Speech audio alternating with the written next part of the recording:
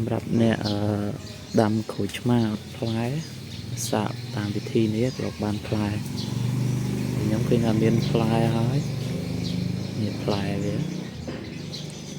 មានផ្លែចាប់ដើមការទៀត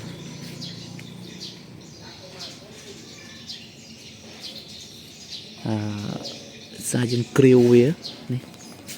មករកឡើងគ្រាវគ្រាវវាចឹងទៅដល់ឡើងវាចាប់ដើមមានផ្កាមានផ្លែនេះជាផ្កាផ្លែនេះផ្លែទៀតនេ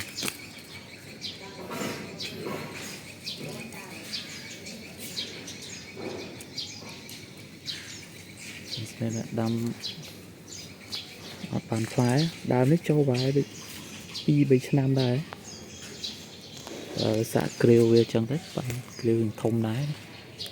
ឥឡូវផ្លែឥឡូវសាក់គ្រាវមួយម៉ែនេះទៀតតែគ្រាវនេះគ្រាវទូចទេមើលទៅបានផ្លែអត់មើលថតសារក្រោយចាំប្រាប់ថាវាចាំថតសារទៀតដល់ឥឡូវនេះវាមានផ្លែនេះបានផ្លែគួរសមដែរនៅខាងលើទៀត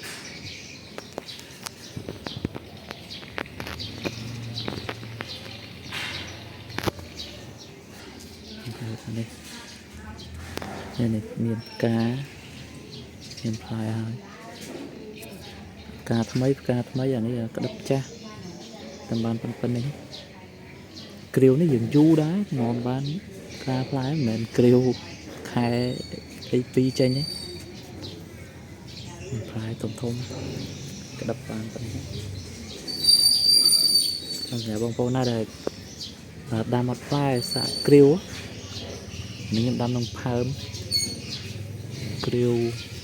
នេះថតសារទៀតណាឲ្យមើលច្បាស់ពិតជាគ្រាវមែន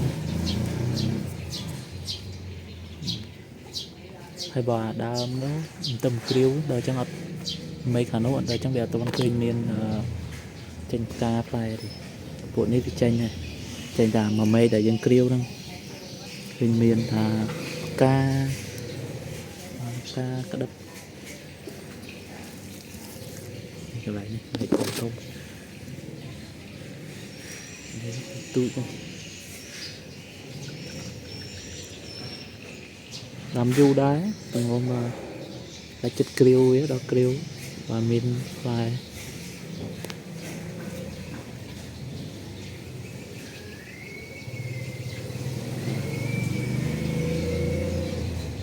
េះបងប្អូនណាដែលមិនបានផ្លែផ្កាឥឡូវសាក់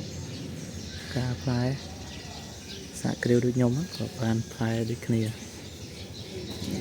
ចាំមើលអាមួយមេឃនោះចាំមើលបើវាចេញផ្កាចាំមើលខ្ញុំថតសារទៀត